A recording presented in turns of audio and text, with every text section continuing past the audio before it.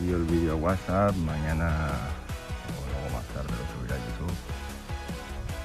Nada, este es el panorama que me encuentro yo ahora aquí en la montaña.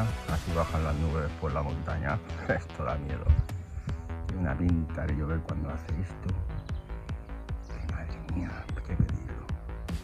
Esto no es gente que esté pegando fuego en algún lado, que a veces pasa, pero ahora justamente no veo a nadie que pegue fuego. Bueno, estos son nubes que están bajando de la montaña. De lo alto de la montaña, por ahí arriba. Madre mía, así que nada. Está el tiempo como está húmedo y tal. He venido al Titi y aquí está pegando el fuego, calentándose la chimenea. Esta noche duermo aquí dentro. ¿Qué os parece el panorama? No sé, más aventura.